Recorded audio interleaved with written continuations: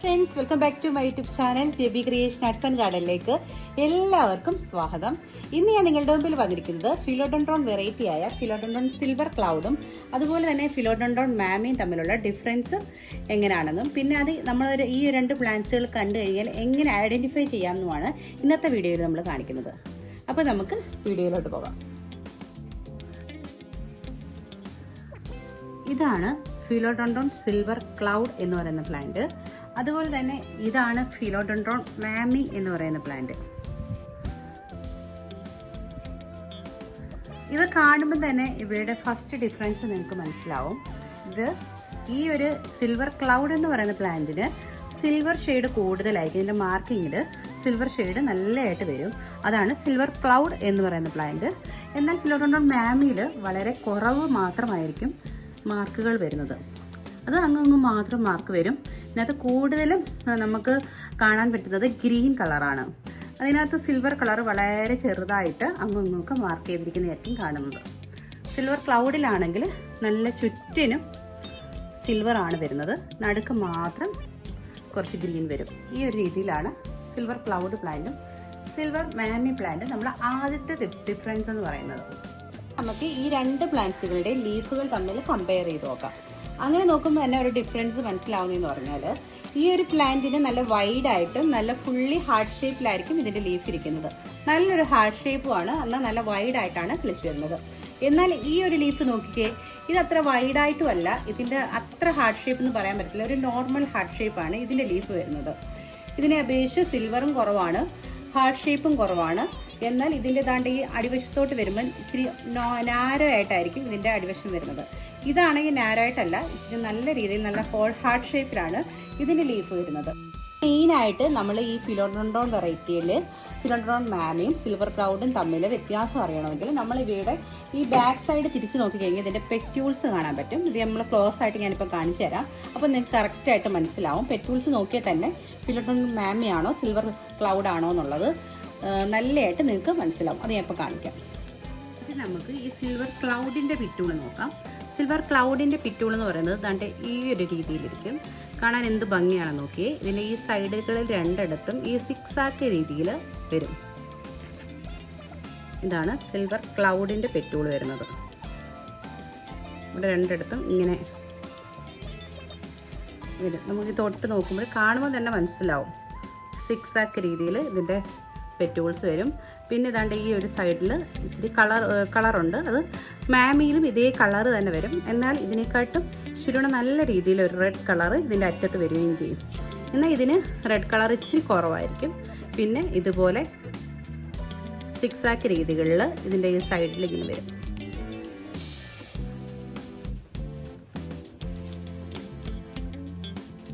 ഇനി നമുക്ക് ഫിലോഡെൻഡ്രോൺ മാമി നോക്കാം. ഫിലോഡെൻഡ്രോൺ മാമിയുടെ ഇതാണ്ടേ പെറ്റൂള് നോക്കിയേ. ഇതിൻ്റെ പെറ്റൂള് പ്ലെയിൻ ആയിട്ടാണ് ഇരിക്കുന്നത്. ഇതിനകത്തൊന്നും സിക്സാക്കൊന്നും വരത്തില്ല. അതിൻ്റെ എല്ലാ ലീഫുകളും നോക്കിയേ. ഇതിനകത്തെല്ലാം നല്ല നേർത്ത് നല്ല തിന്നായിട്ട് ഒരു സൈഡുകളിലൊന്നും സിക്സാക്ക് പോലെ ഒന്നും വന്നിട്ടില്ല. പ്ലെയിൻ ആയിട്ടായിരിക്കും ഇരിക്കുന്നത്. എന്നാൽ ഇതിൻ്റെ ഈ അറ്റത്ത് നോക്കിക്കേ, നല്ല റെഡ് കളറായിരിക്കും. മറ്റേ പ്ലാന്റിനെ അപേക്ഷിച്ച് ഇതിൻ്റെ ഈ അറ്റം വരുന്നത് ഇച്ചിരി ഡാർക്ക് റെഡ് ആയിരിക്കും. ഈ ഒരു വ്യത്യാസം തന്നെ നിങ്ങൾക്ക് ഈ രണ്ട് പ്ലാന്റ് തമ്മിലുള്ള വ്യത്യാസം നിങ്ങൾക്ക് പെട്ടെന്ന് കണ്ടുപിടിക്കാൻ പറ്റും. ചെറിയ പ്ലാന്റൊക്കെ വരുമ്പോൾ നിങ്ങൾക്ക് പെട്ടെന്ന് ഫിലോഡെൻഡ്രോൺ മാമി ആണോ സിൽവർ ആണോ എന്ന് കറക്റ്റ് നിങ്ങൾക്ക് മനസ്സിലാവത്തില്ല. എന്നാൽ ഈ സൈഡിൽ ഇവിടെ ഇങ്ങനെ ഈ ഒരു പെറ്റൂൾസിൽ വരുന്ന ഡിഫറൻസ് കാണുമ്പോൾ തന്നെ നിങ്ങൾക്ക് പെട്ടെന്ന് ഐഡൻറ്റിഫൈ ചെയ്യാൻ പറ്റും. എല്ലാവർക്കും ഒന്ന് ഈ രണ്ട് പ്ലാന്റും തമ്മിലുള്ള വ്യത്യാസം അറിയണമെന്നില്ല. ഞാനും കുറേ നാൾ വരെ ഈ രണ്ട് പ്ലാന്റും ഒന്നാണെന്ന് വിചാരിച്ചിരുന്നതാണ്. പിന്നീടാണ് സിൽവർ ക്ലൗഡും സിൽവർ മാമിയും തമ്മിൽ വ്യത്യാസമുണ്ടെന്നും ഇത് രണ്ട് പ്ലാന്റ് ആണെന്നും മനസ്സിലാക്കിയത് കേട്ടോ. ഫ്രണ്ട്സ് നോക്കിയാൽ ഈ ഒരു കൊച്ചു പ്ലാന്റ് നോക്കിക്കുക, സിൽവർ ക്ലൗഡിൻ്റെ ചെറിയ പ്ലാന്റ് ആണ്. ഇത് ഗ്രീൻ കളറിലായിരിക്കും. ഇതിൻ്റെ പുതിയ ലീഫ് വരുമ്പോൾ അതിൻ്റെ പുറത്ത് വരുന്ന പാട പോലുള്ളത് ഗ്രീൻ കളറിലായിരിക്കും വരുന്നത്. പക്ഷേ ഈ നമ്മുടെ ഈ മാമി ഉണ്ടല്ലോ, മാമിയിൽ വരുമ്പോൾ ഇതിനകത്ത് വരുമ്പോൾ ഇച്ചിരി റെഡിഷ് കളറിലായിരിക്കും ഇതിൻ്റെ ഈ ഒരു ലീഫിൻ്റെ ഈ ഒരു സൈഡ് വരുന്നത്. റെഡിഷ് കളറിലായിരിക്കും പുതിയ ലീഫ് വരുന്നിടത്ത് വരുന്നത്. മറ്റേ സിൽവർ ക്ലൗഡിൽ പ്യുവറായിട്ട് നല്ല ഗ്രീൻ കളറായിരിക്കും. നല്ല ഗ്രീൻ കളറിലും ഇത് ഒരു റെഡ് കളറിലും ആയിരിക്കും വരുന്നത്. ക്ലോസ് ആയിട്ട് നോക്കുമ്പോൾ മനസ്സിലാവും കേട്ടോ, ഒരു റെഡ് കളറിലാണ് പുതിയ ലീഫ് വരുമ്പോൾ അതിൻ്റെ ആ ഒരു പാട പോലെ വരുന്നിടത്ത് ഇതുപോലെ റെഡിഷ് കളറായിരിക്കും മാമിയിൽ വരുന്നത്. എന്നാൽ സിൽവർ ക്ലൗഡിലാണെങ്കിൽ അത് ഗ്രീൻ കളറിലായിരിക്കും. കണ്ട് ഈ ഒരു പ്ലാന്റ് നോക്കിയേ, നല്ല പ്യുവറായിട്ട് നല്ല ഗ്രീൻ കളറിലായിരിക്കും ഇരിക്കുന്നത്.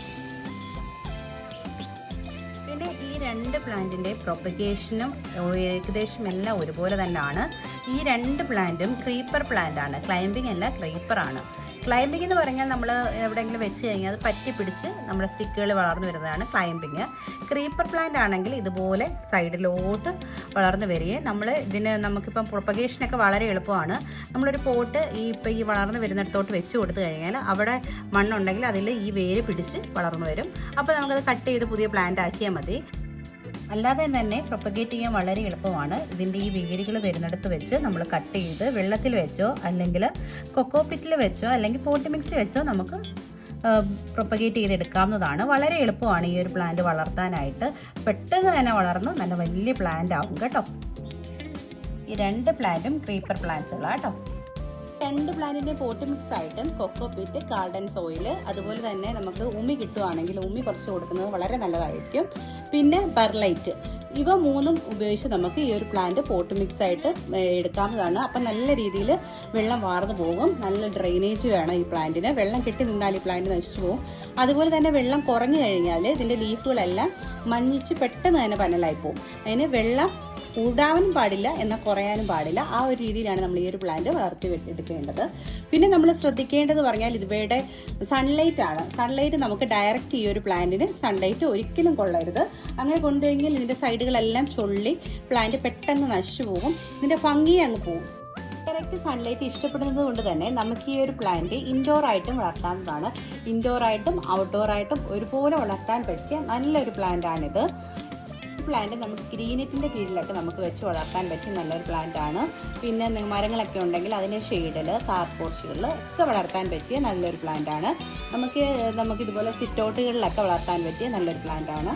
ഈ ഒരു പ്ലാന്റ് നമുക്ക് വെച്ചാൽ തന്നെ ഒരു റിച്ച് ഫീലാണ് നമ്മുടെ ഗാർഡന് വരുന്നത്. ഇതിൻ്റെ ലീഫുകൾ നല്ല വലുതായിട്ട് വളർന്നു വരുന്നത് കൊണ്ട് തന്നെ നല്ല രസമായിരിക്കും കാണാനായിട്ട്. ട്രോപ്പിക്കൽ ഫോറസ്റ്റുകളിൽ വളർന്നു വരുന്ന ഒരു പ്ലാന്റ് ആണ് ഈ രണ്ട് പ്ലാന്റ്സുകളും. അതുകൊണ്ട് തന്നെ നമുക്ക് ഈ ഒരു പ്ലാന്റ് ട്രോപ്പിക്കൽ ഗാർഡൻ സെറ്റ് ചെയ്യാൻ വളരെ നല്ലൊരു പ്ലാന്റ് ആണ്.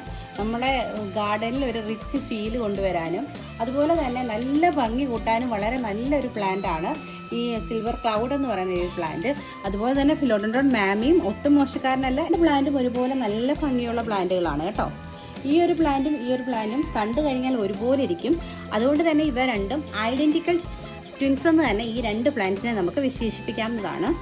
ഈ ഒരു പ്ലാന്റ് നമുക്ക് ഐഡന്റിഫൈ ചെയ്യാൻ ആദ്യമേ ബുദ്ധിമുട്ടാണെങ്കിലും പിന്നീട് ഈ പറഞ്ഞ കാര്യങ്ങളൊക്കെ നിങ്ങൾ ശ്രദ്ധിച്ചാൽ തന്നെ നിങ്ങൾക്ക് ഇതിൻ്റെ ഡിഫറൻസ് കറക്റ്റായിട്ട് മനസ്സിലാവും.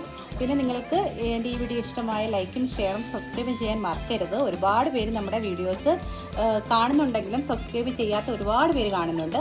അവരെല്ലാവരും ഒന്ന് സബ്സ്ക്രൈബ് ചെയ്തേക്കണം, എന്നെ ഒന്ന് സപ്പോർട്ട് ചെയ്യണം.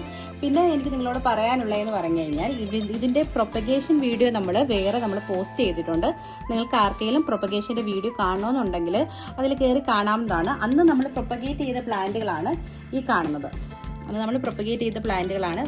ഇപ്പോൾ ഈ ഒരു വലുപ്പത്തിൽ എത്തിയിട്ടുണ്ട്. ഇതെല്ലാം നമ്മൾ അന്ന് പ്രൊപ്പഗേറ്റ് ചെയ്ത പ്ലാന്റുകളാണ് കേട്ടോ. ഇതെല്ലാം നമ്മൾ അന്ന് പ്രൊപ്പഗേറ്റ് ചെയ്ത പ്ലാന്റ് ആണ്. ഇതിൻ്റെ വീഡിയോ നിങ്ങൾ കാണാൻ മറക്കരുത്. നമ്മളൊരു കൊച്ചു പോട്ടിലാണ് പ്രൊപ്പഗേറ്റ് ചെയ്തത്. പിന്നെ അത് ഒന്ന് വളർന്നു കഴിഞ്ഞപ്പോൾ നമ്മൾ ഈ ഒരു വലിയ പോട്ടിലോട്ട് മാറ്റിയതാണ്. അന്ന് പ്രൊപ്പഗേറ്റ് ചെയ്ത പ്ലാന്റ്സുകളാണിത്. നോക്കിയേ. അതുപോലെ നിങ്ങൾക്ക് എല്ലാ പ്ലാന്റും പ്രൊപ്പഗേറ്റ് ചെയ്യാവുന്നതാണ് ഇതിൻ്റെ കട്ടിങ്സ് എടുത്തിട്ട്.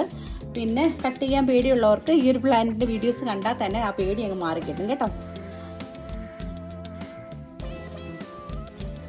എല്ലാവരും നമ്മുടെ ഈ വീഡിയോ സ്കിപ്പ് ചെയ്യാതെ ലാസ്റ്റ് വരെ കണ്ടു കഴിഞ്ഞാൽ നമ്മുടെ ഇതിൻ്റെ ഡിഫറൻസ് നിങ്ങൾക്ക് കറക്റ്റായിട്ട് മനസ്സിലാവും.